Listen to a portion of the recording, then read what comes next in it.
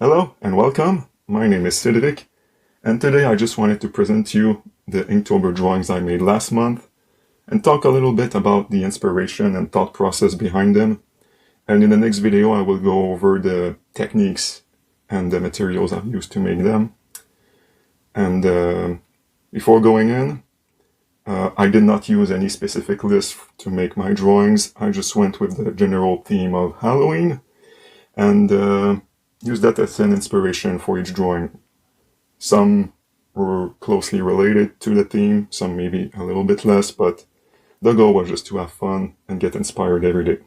So, if it's something that interests you, then join me and let's go!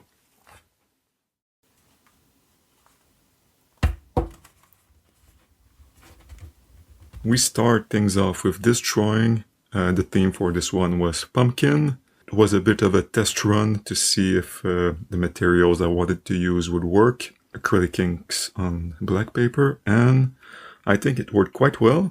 And the idea was just a character that had a pumpkin-shaped helmet, and that revealed sort of a candle that maybe represent its life force, or how long he has to live. Maybe when the candle runs out he dies, or when the flame goes off he loses consciousness. The second one for day 2 was bat, and I did not want to make just a simple bat, so I went with the idea of a fat bat, just because I thought it would be funny, and also I liked the rhyming scheme of fat and bat. Day 3, zombie. Not much else to say about this one, except I wanted to make something a little bit more silly as a zombie instead of like a creepy one. And that's something you will maybe notice throughout those drawings, is that I like to mix maybe creepy ideas with more silly touch to it, or the opposite, taking maybe something a little bit more cute or silly and make it a little bit more horrifying. Now, day 4, the mad scientist. I really like the way this one came out. It's probably one of my favorite. It was helped by a reference photo that I took of myself, just because I could not really figure out how to make the perspective and the foreshortening. And the photo really helped too with the lighting. And I did modify some things, like I pushed the foreshortening of the hand in the front to make it more dramatic. I really like the way this one came out, and use reference if you need it. It really helps. Day 5, owl. Again, another theme that I wanted to make something a little bit more different than just a normal owl, so I went with some sort of owl hybrid creature that wears some sort of mask. I'm not sure exactly what it's about, but I'm guessing it's some sort of hunting creature that hunts some bigger prey, such as perhaps humans, or maybe it's some sort of guardian of some forbidden place. Day 6, we have skull. I believe this one I was running a little bit late, so I decided to do something a little bit more simple, drawing a skull from reference and keeping a lot of shadows as flat black shapes. And I think that gives an interesting aesthetic. I quite liked it, and it's an idea you will see appear more times in other drawings in the future. And of course I had to add the glowing eyes just to make it more Halloween-like. Day 7, vampire. As you can see here, I used the same idea of using the black as a negative shape to create my subject. This time just keeping the vampire in silhouette. I think it adds a level of creepiness, and it saved me a little bit of time to make this theme like that. But I think it works very well. It adds a level of mystery and horror.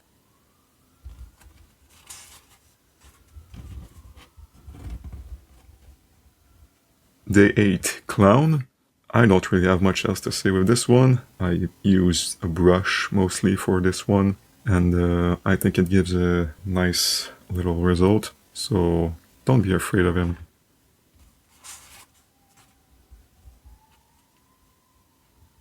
Day 9, demon. Another example of me taking an idea that could be perhaps a little bit scary or creepy and making it a little bit more silly. So instead of making a cool badass demon, I made this version of a demon here. Although he is obviously very badass and terrifying in its own way, so don't mess with him. Day 10, the Invisible Man. This one was a bit more of a silly idea, I think. I was just thinking of the Invisible Man in the morning, just chilling, trying to figure out what his plan would be for the day. It was a bit of a challenge to try to represent a body without an actual body, but I think it works relatively well. I think the end result is pretty funny to me, so that's the most important.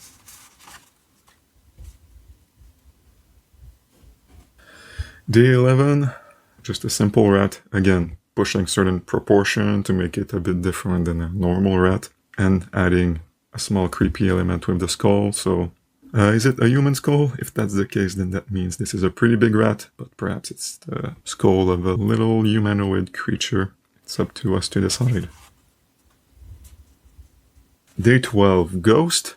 This one is a sad ghost. I would be pretty sad too if every time someone moved into the house I live in, they would leave shortly after out of fear because of me as I try to communicate with them. Life as a ghost is not always easy. For this one, I would say I would have wanted to move the hands a little bit more towards the left because I don't think they're in the proper position, but for a sketch I think it's still pretty nice. Day 13, The Witch. I don't have a lot of things to say about this one. Just a friendly little witch of the moon. I just wanted to make a cute small witch that maybe hides some great powers, and I do like the lighting that I did here. Day 14, another one of my favorite, the Hellhound. This one I really played with pushing the proportion. Started with a big square head and a small body, and I tried to make it a mix of terrifying but also feeling like it's a friendly little creature. I think the little art medallion that he has on his necklace just show how much of a friend he is. But yeah, like I said, one of my favorite of the ones I've done. Day 15, Frankenstein Monster. The idea for this one was a character that steals body parts of other people to graft them on himself. And not just people, other creatures too, as you can see with his right eye, which was inspired by cat eye, but it's probably way too big to be an actual cat, so perhaps a cat monster. Day 16. As you can see here, there's a little bit of a difference as I introduce red ink. Originally, I was not planning to do that, but I was trying to do sort of a bounce light or double light scenario with this one, and just with the white ink, it looked kind of off to me. So I decided to try another color, and I picked red because red and Halloween sounds pretty fitting. I mostly worked with silhouette, and the light just helped define that silhouette. Mostly made with a brush, except for the eyes where I used dip pen too. Day 17, Lady in White. I think she just wants a hug, and nothing more than that. Day 18, Werewolf. Again, another one made in the same way, just using silhouette and the sort of double lighting effect to cut that silhouette out of the black paper. I struggle with the anatomy for this one, so that told me that I need to revise that and do more practice. But still not too bad. I enjoyed that sort of silhouetted style that some of my drawings have, and they made it easier to finish a drawing in time too. Day 19, the Haunted House. This time I really integrated the red ink in this one, and I think it really helps with the atmosphere. I feel it makes it somewhat more unnerving, because a red sky is kind of unnatural in this way, I would say. Overall, a simple drawing. A lot of things are just in silhouette, but for a sketch for Inktober, I think that's a pretty nice result. Day 20. This one, I had Leviathan or Kraken in my mind as a theme. Maybe it's not so much Halloween, but it's still a monster. And I do like how I achieve a certain depth with it. with the farther tentacle that are just like quick washes of white diluted ink applied with a brush that sits behind the other tentacles that are a bit more defined. I think it really adds some depth to it. And also just the way the tentacle goes behind the body and in front and behind each other. Day 21, Banshee. This one is a bit of a different style, much rougher. I just wanted to try it out and I felt it would fit very well with this one, as if it was maybe the vibration of her scream just distorting the air around her. So yeah, there's a lot of squiggly lines and rough lines all around. I think I could have done a better job with the end on the right, but maybe it's also distorted because of the scream, so I'm gonna let it go. Day 22, Mummy. I'm also very happy with the way this one came out. Actually, thinking about it, I also use a reference picture for this one, just like the Mad Scientist. So I think I really need to get better at making those sort of upward shots. They're a bit of a struggle, but I'm pretty happy with the way it came out. I used red ink a little bit more to define the outlines, and I like the way they worked for coloring the fingers. It does pull the eyes towards them and towards the bright shining eye too. So I'm very happy with that. And again, if you need it, don't be afraid to use reference. Day 23, Scarecrow. Not a whole lot to say about this one. Making the sort of straw hat texture and the texture of the face was quite a lot of fun, with the little stroke using a dip pen. I do like making details, so I know for some people it's a pain, but for me it's quite fun and meditative, and I like how creepy this one came out. Day 24, so we have a bit of a weird one here. We all know the Headless Horseman, but I thought it'd be funny to make a Headless Man-Horse instead. So we end up with this weird horse creature with human limbs and no head. And I just thought it was a funny idea, that's why I made it. That's another one where the anatomy was pretty difficult, but at the same time it's sort of a weird creature. So that makes sense, but I don't have much else to add to this one other than it's weird and it makes me laugh. Day 25, another kind of jokey one. This was the Swamp Monster, but instead of doing a typical swamp monster, I decided to make this big mutated squirrel kind of creature. I was imagining it as some sort of mythical creature that you just don't want to meet.